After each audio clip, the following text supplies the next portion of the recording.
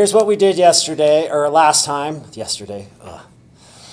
week. What we did was we decided, hey, let's look at stem cells. Not only stem cells, but let's look at the difference between embryonic and pluripotent stem cells. Okay? Not only in the before you induce them, but when you induce them for differentiation, is there any difference? Obviously, if we can use pluripotent stem cells, that's going to be huge. We can get those from adults. They're a lot cheaper. It just works out better. And we can actually mine it from the actual patient themselves. So basically this study, what we did was we looked up this study. We went out, we basically told Partech, gave it a session number and said, go get that data. It did. It only had numbers. Then what we had to do was go get the sample info. We got that from Array Express. We merged it to this file, and now before you is basically there probably, I would say this study is, over $100,000. We have this data now, we can look at it. I think you could see how easy it is to, especially when you get good at this, in about a half hour you can be all up in somebody's $1 million study, right? You got their heart. This is their data. And that they spent all this money, time, energy, labor to basically put all this stuff together to construct the study, and we're getting to not only look at it, but interpret it, and if we want to, we could publish on it for free. Okay? Everybody sees the advantage of that, right? That's why I love, I think a good analogy is, I feel like I'm kind of the accountant in the biological world, right? I don't care what you're saying to your board, whatever the CEO or the board members are saying. I look at the numbers, I'll tell you exactly what your company's doing. And usually it's a lot different than what you're telling other people what's going on. Bioinformatics gets you at the heart of the data. You are the gatekeeper. And as such, there's a lot of responsibility, and we're going to go into that. So today what we did was we basically last time we visualized the data. Now what we're going to do is we're going to decide, okay, now that we've seen the data, we're pretty confident that it's a good study. How do we determine what's different? What are the genes are different? How are we going to basically find those differences that might give us insight into the differences between pluripotent and embryonic? Okay? So everybody's got their study up, right? Okay, highlight your entry here. So mine says GSE 27087, blah, blah, blah. Let's look at, I spend a lot of time with visualizations, and I don't apologize for that. I think it's one of the best ways to look at data. So hit scatter plot. It's right up here, the PCA. Here we got the PCA up. So I reinstalled my version, so now I can actually select things. Yay. My square.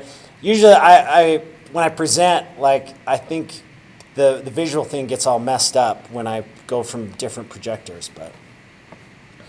So again, here's our study. We can look at this by day. And as you can see, basically the day or having these cells go through differentiation is probably the largest effect. Okay, we can go back to the source name for color. Okay, I don't think I showed you the ellipses, or maybe I did, but it wasn't very good. So here's what I want you to do. That red plot properties, that red dot? Click on that. Okay, let's go to ellipsoids. So that'd be second tab on that.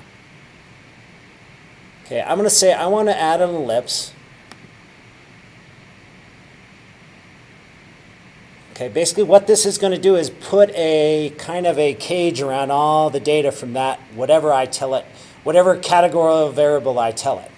So in this case, I'm going to go source name. So I'm going to select source name, and then I'm going to go hit this arrow over here.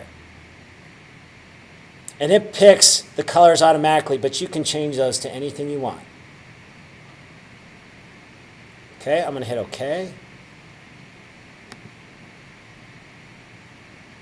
All right?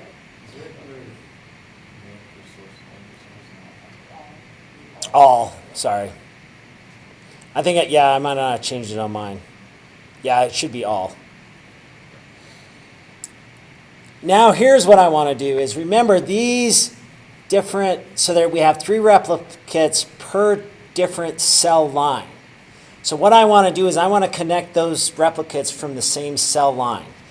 So on this first one, go to Style. So it's the first tab. Here under Connect, you'll see you can do all kinds of things with this. You can change the colors of your dots, whatever you want. Under this one, Connect, I want to connect the clone. So this is going to connect those data points with the same, that came from the same cell line. And let's do line width, I don't know, let's go 5 so I can see it. Oh, you can do this. Oh, step. All right, I'm going to hit OK.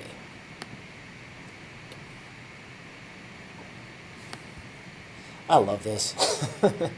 I just love seeing data. This is what's happening. You know, this cell line is basically differentiating. It goes here. Which do you think is the most differentiated cell line?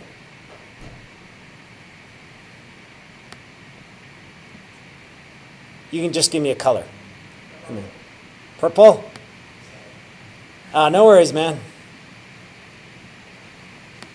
No, it's actually the orange, right? It probably travels the farthest. It's probably the most different from this group. That's all at baseline. So this is before they got differentiated. And you can see that, you know, before you start differentiating these cells, these different, you know, kind of pluripotent embryonic cells, they're all kind of the same.